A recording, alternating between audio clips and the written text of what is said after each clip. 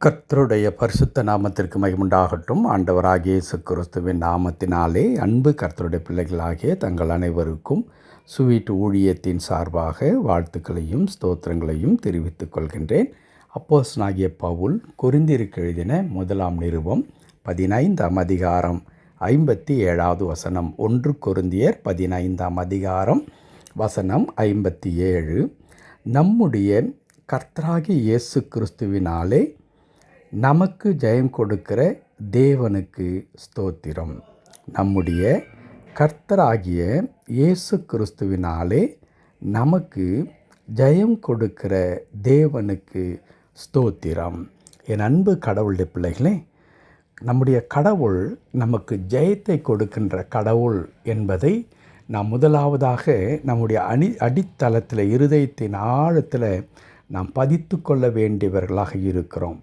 இயேசு கிறிஸ்து இந்த உலகத்தில் வாழ்ந்த காலங்களில் அவருடைய வாழ்க்கை முழுவதும் பார்க்கும் பொழுது ஆண்டவர் எந்த இடத்திலும் தோற்று போய் அவமானப்பட்டு நின்றதாக நாம் வாசிக்கவே முடியாது. அவர் இறுதி மரணத்தில் கூட அவர் வெற்றி சிறந்தார் என்பதை நாம் வாசிக்க முடியும். ஆம், கடவுளுடைய பிள்ளைகளாகிய நமக்கும் அப்படிப்பட்டதான வெற்றியை கொடுக்கின்ற கடவுளாகத்தான் நம்முடைய ஆண்டவர் இருக்கிறார். குறிப்பாக இந்த 15ஆம் அதிகாரத்தை நீங்கள் எடுத்து பார்க்கும் பொழுது மரணத்தை குறித்தும் உயிர்த்தெழுதலை குறித்தும் பவுல் கொரிந்து திருச்சபைக்கு பேசி வருவார். அதற்கு 2 வசனத்திற்கு முன்பதாக 55, 56 மரணத்தை குறித்து பேசும்பொழுது, மரணமே உன் கூர் எங்கே, பாதாளமே உன் ஜெயம் எங்கே என்று சொல்லி அங்கே கடவுள் ஜெயத்தை மரணத்தின் மீதும் கொடுக்கிறவர். கடவுளுடைய பிள்ளைகளை மரணம் கூட என்று செய்ய முடியாது, ஒன்றும் செய்ய முடியாது. ஏனென்றால் அவர்கள் இந்த உலகத்திற்கு பிறகு ஒரு அற்புதமான ஒரு வாழ்க்கையை கடவுள் அவர்களுக்கென்று வைத்திருக்கிறார் என்று சொல்லி மரணத்தின் மீது நமக்கு இருக்கிற ஒரு வெற்றியை அங்கே பறைசாற்றுகின்றார். ஆகையினால்தான் அந்த மரணத்தை குறித்து பேசிக்கொண்டு வரும்பொழுது தான் இறுதியிலே இங்கே பவுல் குறிப்பிடுகின்றார், நம்முடைய கர்த்தராகிய இயேசு கிறிஸ்துவினாலே நமக்கு ஜெயம் கொடுக்கிற தேவன் நம்மோடு கூட இருக்கிறார் என்று சொல்லி. என் அன்பு கடவுளுடைய பிள்ளைகளே, இந்த 15ஆம் அதிகாரத்தில் ஒருவேளை நாம் பார்க்கும் பொழுது மரணத்தின் மீது ஒரு வெற்றி என்று சொல்லப்படுகிறது. ஆனால் அதற்கு முந்தின அதிகாரங்கள் அல்லது குறிப்பாக 1 கொரிந்தியர் 2 கொரிந்தியர் புத்தகங்கள் எல்லாம் நாம் படிக்கும்பொழுது ஒவ்வொரு அதிகாரத்திலும் பவுல் ஒவ்வொரு பிரச்சனைகளை குறித்து அங்கே பேசிக்கொண்டே வருவார். நீங்கள் அந்த புத்தகத்தை வாசித்தால் நன்றாக தெரியும். ஒவ்வொரு அதிகாரத்திலும் அங்கே திருச்சபையில் நிலவுகின்ற அல்லது அந்த திருச்சபை இருந்ததான அந்த காலகட்டத்தில் இருந்ததான சமூக பிரச்சனைகள், பொருளாதார பிரச்சனைகள், இன்னும் பாவம், உலக காரியங்கள், சபைக்குள்ளாக வந்தது போன்ற அநேக காரியங்களை அந்த பிரச்சனைகளை பேசிக்கொண்டே வருவார்.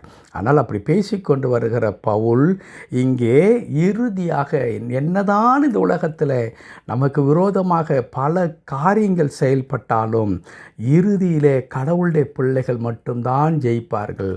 காரணம், அவருடைய ஆண்டவர் ஜெயத்தை கொடுக்கின்ற கடவுளாக, வெற்றி கொடுக்கின்ற ஆண்டவராய் அவர்களோடு கூட இருக்கிறார் என்கிறதான அற்புதமான சத்தியத்தை சொல்லித் தருகிறார். இந்த வார்த்தை கேட்டுக்கொண்டிருக்கிற என் அன்பு கடவுளுடைய பிள்ளைகளே, இன்றைக்கு கூட ஒருவேளை பலவிதமான சவால்களும் பலவிதமான போராட்டங்களும் பலவிதமான துன்பங்களும் அவமானங்களும் நம்மை சூழ்ந்து கொண்டு அப்படியே நம்மை சின்னாபின்னமாக்கி கொண்டிருப்பதை போல நமக்கு தோற்றம் அளிக்கலாம். ஒருவேளை இந்த உலக வாழ்க்கை கூட நமக்கு ஒரு விரக்தியை கொண்டு வருகிறதான சூழ்நிலைக்குள்ளாக நம்மை தள்ளிவிட்டதை போல நாம் காணப்படலாம். நான் இவ்வளோ பக்தியாக இருந்து என்ன பிரயோஜனம் இருக்கிறது? கடவுளுக்காக நான் வாழ்வேன் என்று தீர்மானித்ததினாலே எனக்கு என்ன பிரயோஜனம் இருக்கிறது?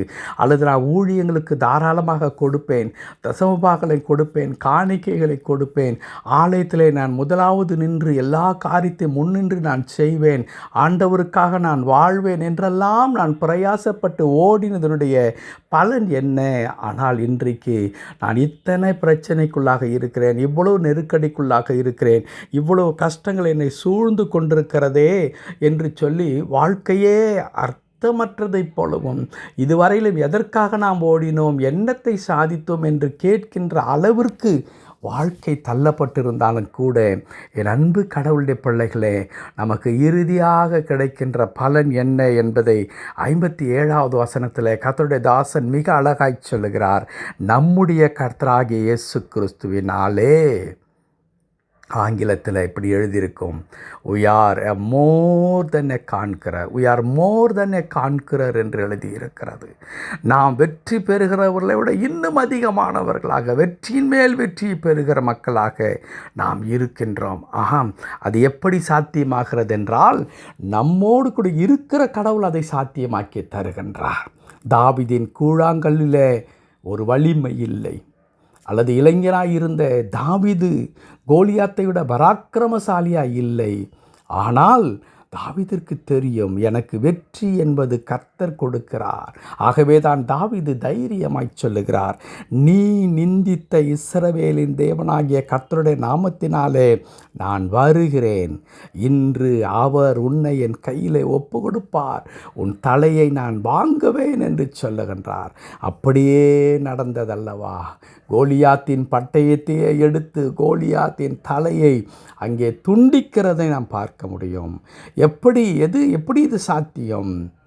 நம்முடைய கடவுள் நமக்கு ஜெயத்தை கொடுக்கின்ற கடவுள். ஆகையினால் அன்பு கர்த்தருடைய பிள்ளைகளே, வாழ்க்கையில் சோர்ந்து போய்விட வேண்டாம். இன்றைக்கு நீங்கள் தோற்று போனவர்களைப் போல நின்று கொண்டிருக்கலாம், எல்லாவற்றையும் இழந்தவர்களைப் போல நீங்கள் நின்று கொண்டிருக்கலாம், அவமானமும் நிந்தியும் உங்களை சூழ்ந்து கொண்டதைப் போல காணப்படலாம்.